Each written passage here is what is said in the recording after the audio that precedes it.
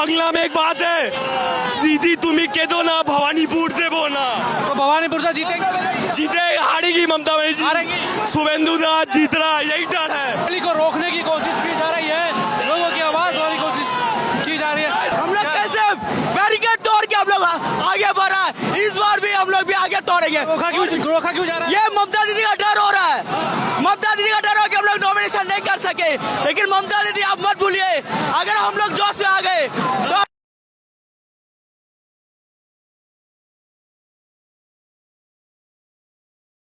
भालो भाची, क्या ना ऐसे कुछ बोलते हैं ना, भालो भालो भाची। जी हाँ, I also love West Bengal, I love Kolkata, I love their food, I love their culture बहुत ज्यादा है। काली माँ, ओ गॉड, माँ काली। नमस्कार, मास्क उतारो जी में आप सबका स्वागत है। इस बार बंगाल में सिर्फ इलेक्शन नहीं, बदलाव का एक्सप्लोजन है। जी हाँ, आप माने या ना माने, ये एक्सप्लोजन है बदलाव का। एक तरफ लोग रोजी रोटी छोड़ के वोट देने वापस आ रहे हैं। जी हाँ, मैंने बहुत देखी है वीडियोस पे।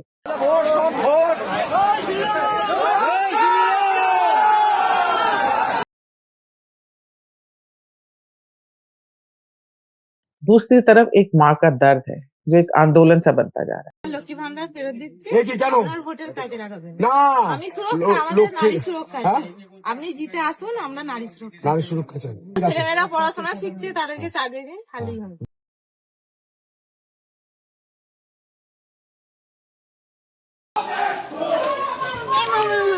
আপনাকে অনেক দিন দেখেছি আমি। সাহসিকতার প্রতীক, দয়া করে ওনার লড়াইকে, উনিও বাঙালি, ওনার মেয়ের উপর হামলা হয়েছে কেন? সে দুর্নীতির এগেনস্টে মুখ খুলেছিলেন, ঠিক যেমন 1990 সালে অনিতা দেওয়ান দুর্নীতির এগেনস্টে মুখ খুলেছিল বলে বামতলায় তাকে গণধর্ষণ করে খুন করা হয়, তার সঙ্গে তার ড্রাইভারকে খুন করা হয়, তার সঙ্গে দুইজন সরকারি আধিকারিককে খুন করা হয়। যে সিপিএম আজকে বড় বড় কথা বলছে, যে সিপিএম আজকে বড় বড় কথা বলছে, রাজনৈতিক অরাজনৈতিক নির্ভয়ের মা তো এরকম করেনি। আমি তাদের উদ্দেশ্যে বলতে চাই যে তামান্নার মাও তো রাজনৈতিক ভাবে লড়ছে। আরে বাবা, রাজনীতির ফিল্ডটা কি শুধু দুর্নীতিবাজ, ঢপবাজ, চোর, মাফিয়াদের জায়গা নাকি? একজন গৃহবধূ অন্যায় প্রতিবাদ করার জন্য, তার বিচার পাওয়ার জন্য, এবং যাতে আর কোনো অভয়া কেস না হয় তার জন্য কি সে লড়তে পারে না? তার কি অধিকার নেই? সংবিধান কি তাদের লড়ার অধিকার দেয় না? এবার কিছু বলতে গেলে তারা উত্তরপ্রদেশ, মধ্যপ্রদেশ সব দেশ নিয়ে আসবে। আমি বাংলার মেয়ে, বাংলার মাটির মেয়ে, বাংলার কথা বলবো আমি। বাংলায় কেন এরকম হবে? আমরা শান্তিতে থাকতে পারবো না কেন? তুমি আমাদের সকলের মা, বাংলার মা তুমি আমাদের। বুদ্ধিজীবীদের কথা একটু বলতে চাই। মৃত্যুর পর তারা বলে দেহদান করতে, তারা বলে চক্ষু দান করতে, খুব ভালো কথা, কিন্তু জীবিত অবস্থায় কেন তারা তাদের সিদ্ধারা দান করে দিয়েছে? কই, এখন তো তারা বলছে না লেসার এভিল, লেসার এভিল। তাদের কাছে শুনে এসছি, কোথায় গেল সেই লেসার এভিল? আর কত এভিল দেখবেন আপনারা, কত এভিল দেখবেন আপনারা? রাজনীতির ঊর্ধ্বে উঠুন আপনারা, রাজনীতির সংজ্ঞা পাল্টাচ্ছে। और सबसे अग्रेसिव कैंपेन जो बीजेपी कर रही है, आज का बंगाल सिर्फ एक इलेक्शन नहीं रहा।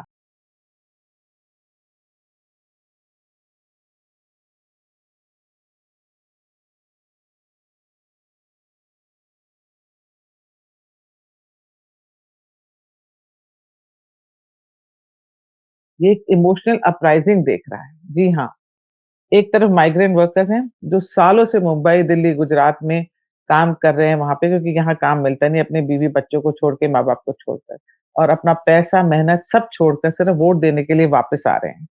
सोचिए इतना क्या बदल गया थोड़े ही दिनों में। क्या ये पॉलिटिकल शिफ्ट है या फिर लोगों के अंदर का गुस्सा है जो फाइनली ऊपर आ रहा है और सरफेस कर रहा है? वेस्ट बंगाल का हिस्ट्री क्लियर है। লাগিয়ে দিন সংকল্পবদ্ধ অমিত শাহ, আমি তো বলছি তো সেই 10টা পয়েন্ট, ওই 10টা পয়েন্টে ফ্লেক্স করুন, ফ্লেক্স করে সব জায়গায় লাগিয়ে এক ফোটা থাকে। আমি কন্যগড়ে থাকি, আমার বাড়ি কন্যগড়, এই তো নবগ্রাম বিপ্লব। আমি বিজেপিকে চাই, সর্ব অর্থে বিজেপিকে চাই। তার কারণ হচ্ছে বিজেপি ভারতবর্ষকে যে হাইটে পৌঁছে দিয়েছে, ভারতবর্ষের অন্য রাজ্যগুলোকে যে জায়গায় নিয়ে গেছে। I stayed in Maharashtra for 30 years. I have seen what is called development. I have seen Gujarat from very close quarter. I want West Bengal to reach that height. West বেঙ্গলকে আবার ওই জায়গায় নিয়ে যেতে হবে যেখানে প্রত্যেকটা কর্পোরেট বলবে yes I take the pride to say যে আমার বোর্ডে একজন বাঙালি আছে। বাঙালি ফুরিয়ে যেতে পারে না, বাঙালি ফুরিয়ে যেতে পারে না। আর একটা কথা, আজকে অমিত শাহ যেটা বলেছেন, UCC has to be implemented by all means. আজকে তো আমি এটা একটু হয়তো উত্তেজক কথা বলছি, আজকে তো শুক্রবার। Where is the protest?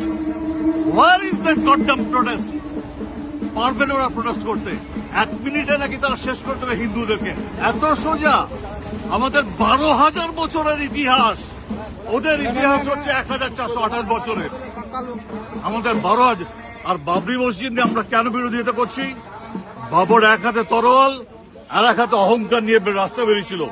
হিন্দুদের উনি কচুকটা করেছেন। একদিনে অযোধ্যাতে 1,40,000 হিন্দুকে মেরেছিলেন।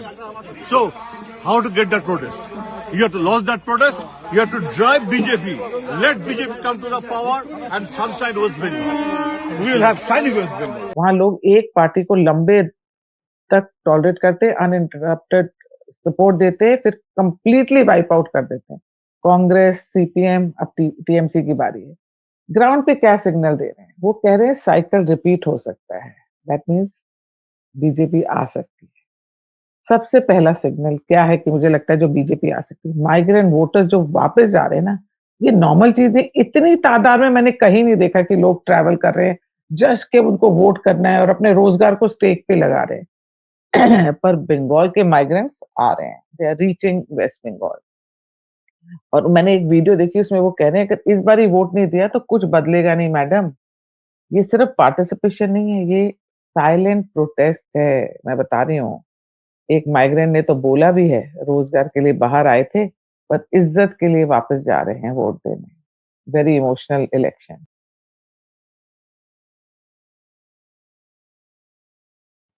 यही एक इलेक्शन का एक मूड डिफाइन करता है।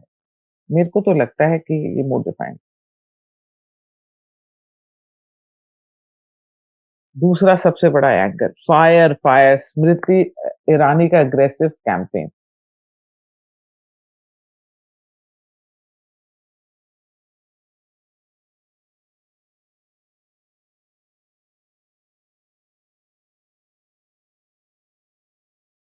ये कोई नॉर्मल कैंपेन नहीं करती हैं स्मृति जी, ये तो कन्फ्रंटेशन मोड पर आती हैं। क्या बोलती हैं बढ़िया, उनके टोन में सॉफ्ट डिप्लोमेसी नहीं होती। बिल्कुल, वो स्ट्रेट अटैक करती हैं और बहुत बढ़िया बोलती हैं। उन्होंने तो बंगाल रैलीज़ में जो लैंग्वेज यूज़ करी ना, उससे मैसेज क्लियर दे रही है कि फेयर पॉलिटिक्स खत्म है, बाहर आओ, वोट करो, डरो मत किसी से भी। और ये कहीं न कहीं रेज़ोनेट हो रही है ज़मीन पे।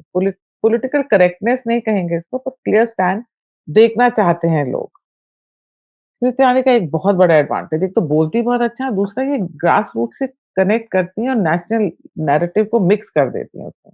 और जब वो बंगला में बोलती है ना, बांग्ला में, ओहो हो! तो स्पीच नहीं होती, नैरेटिव ही शिफ्ट कर जाता है। लोग रिस्पॉन्स दे रहे हैं, मैं देख रही हूँ बहुत ये चीज़ें, वीडियोज़। तीसरा और सबसे emotional point, RG Kar medical college case की विक्टिम की माँ। जी हाँ, ये एक निर्भया का केस है, ये निर्भया मोमेंट बन गया है बंगाल का। जब एक माँ रोड पर खड़ी होकर न्याय माँगती है और लोग उसके साथ देने के लिए खड़े होते हैं, I am also getting emotional. जिस तरीके से उनको प्यार कर रहे हैं, हग कर रहे हैं और बोल रहे हैं we are there for you, उस माँ का दर्द दिखता है लोगों को। और उस उनका ये सपोर्ट सिर्फ पॉलिटिकल नहीं है लोगों का, ये इमोशंस भी हैं इसमें। और जब इमोशन वोट में कन्वर्ट होता है ना, तो इलेक्शन का रिजल्ट तो आपको पता है अनप्रेडिक्टेबल सा हो जाता है। Oh god, I am getting so emotional. ये केस एक सिंबल बन गया है लॉ एंड ऑर्डर फेलियर का। जी हाँ, वो तो ममता बनर्जी के कोलकाता में, तो वेस्ट बंगाल में नो लॉ एंड ऑर्डर। तो ये बहुत अग्रेसिवली बीजेपी हाइलाइट कर रही है इस चीज को। आप नोटिस करना, बता रही हैं कि करप्शन, लॉ एंड ऑर्डर, और लोग इससे नहीं है और लोग इससे कनेक्ट कर रहे हैं। देखिए, माइग्रेंट्स वापस आ रहे हैं, पब्लिक एंगर विजिबल है, कैंपेन अग्रेसिव है, इमोशनल ट्रिगर ऑलरेडी एग्जिस्ट करता है। तो इसका मतलब क्या है? आप बताएं क्या हो सकता है? इसका मतलब ये है बंगाल में इस बारी साइलेंट वेव चल रही है, दबी हुई है बिल्कुल। ये वो वेव नहीं है जो टीवी डिबेट्स में आप देखते हो, ये ग्राउंड पे है, ग्राउंड पे। जी हाँ, मैंने बहुत ज़मीन पे जो काम करते हैं उन लोगों से बात करी है, वो क्या-क्या बताते हैं और सबसे इंटरेस्टिंग बात ये है कि ये लोग ओपनली डिक्लेयर नहीं कर रहे कि किसको वोट देते, क्योंकि लोग बोलते आजकल कुछ है और वोट किसी और को देते हैं। जो पार्टी खड़ी होती है जिसका कैंडिडेट उसको बोलते हैं आप ही को वोट देंगे। ये हिस्टोरिकली बंगाल का वोटर अनप्रिडिक्टेबल रहा है और अब जो सिग्नल्स आ रहे हैं वो एक ही डायरेक्शन में पॉइंट आउट करते हैं। चेंज इज ब्रूइंग, यहाँ चेंज दिख रहा है, चेंज आएगा। लेकिन एक इम्पोर्टेंट क्वेश्चन है, क्या ये मोमेंटम एक्चुअल विक्ट्री में कन्वर्ट होगा? मुझे तो घबराहट बहुत होती है, इसलिए मैं I am not being negative, पर यहाँ पे पता नहीं एक इमोशन इमोशनल इलेक्शन लग रहा है मुझे। पर ग्राउंड पे देखते हैं बीजेपी क्या करती है, एंड बीजेपी इस इमोशन को बूथ लेवल तक ले गई अगर, तो इक्वेशन कंप्लीटली चेंज हो सकता है। मुझे तो बहुत घबराहट हो रही है, पता नहीं क्यों। और इसीलिए नैरेटिव बिल्ड हो रहा है, बीजेपी हेडिंग टुवर्ड्स विक्ट्री, क्योंकि वो जा ही रहे हैं ना उस तरफ, क्योंकि लग रहा है। अब ये सेंटिमेंट बहुत स्टेटमेंट बहुत बोल्ड लगता है, पर इम्पॉसिबल नहीं है कि विक्ट्री हो रही है, क्योंकि जब migrant vote plus women emotion aggressive campaign एक ही लाइन में आ जाते हैं, तो पॉलिटिकल मैथ ही हिल जाती है। जी हाँ, बिल्कुल हिल जाता है। एक और चीज, यूथ फैक्टर। ममता बनर्जी डर गई बहुत पीछे। रोका क्यों जा रहा है आप लोगों को? अरे नहीं जाने दे, डर गई है। डर का कारण बंगला में एक बात है, सीधी तुम्हें कह दो ना भवानीपुर देवो ना। Very important. बंगाल का यूथ फ्रस्ट्रेटेड है, जॉब्स नहीं है, सेफ्टी नहीं है, पॉलिटिकल वायलेंस है और सब इश्यूज रियल हैं इनके। और यूथ जब डिसाइड करता है ना वोट करने का, तो वो स्टेटस को के अगेंस्ट ही वोट कर देता है। परेशान है, इतना यूथ नौकरी के लिए मर रहे हैं वहां पे, इतना सफर कर रहे हैं। तो आज का बंगाल इलेक्शन क्या है? ये 3 लेयर का बैटल है। रोजगार, reality, safety versus system, emotion versus establishment. और जब ये 3 लेयर एक साथ एक्टिवेट हो जाएंगे ना, तो आप देखना कितना हिस्टोरिकल रिजल्ट आएगा। Keeping my fingers crossed. आखिरी बात, बहुत बोलती हूँ ना मैं, हाँ, पर मैं बहुत एक्साइटेड हूँ इस इलेक्शन को लेके। ये सिर्फ बंगाल का इलेक्शन ही नहीं, ये एक नेशनल सिग्नल भी होगा। जी हाँ, अगर बंगाल में शिफ्ट होता है तो इसका इम्पैक्ट 2029, जी हाँ, 2029 में भी एक तरफ से जाएगा। और अगर नहीं होता है तो ये प्रूव करेगा कि स्ट्रॉन्ग जो रीजनल रूट्स हैं उनको तोड़ना कितना मुश्किल है। पर पता नहीं, मुझे इस बारी विश्वास है बीजेपी आएगी, मुझे लगता है। पर एक चीज क्लियर है, इस बार बंगाल का वोटर भी चुप नहीं है, बहुत ट्रैवल कर रहा है। और इतना बूढ़े, कई लोग तो रिएक्ट भी कर रहे हैं और बोलते हैं अब हमको डर नहीं लगता, अब हमको डर, पर फिर भी एक ग्राउंड लेवल पे डर है। जब वोटर एक्टिव हो जाता है ना, तो आपको पता है डेमोक्रेसी सही लाइन पे चल रही है।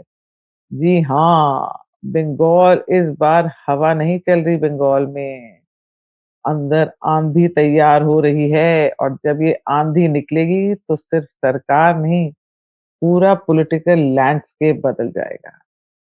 बंगाल में चुपचाप आंधी, माइग्रेंट वापस आ रहा है, लोगों का गुस्सा और बदलाव होने वाला है। जी हाँ, देखते हैं क्या होता है। But let's keeping my fingers crossed and जय श्री राम, हर हर महादेव, जय माँ काली, नमस्कार।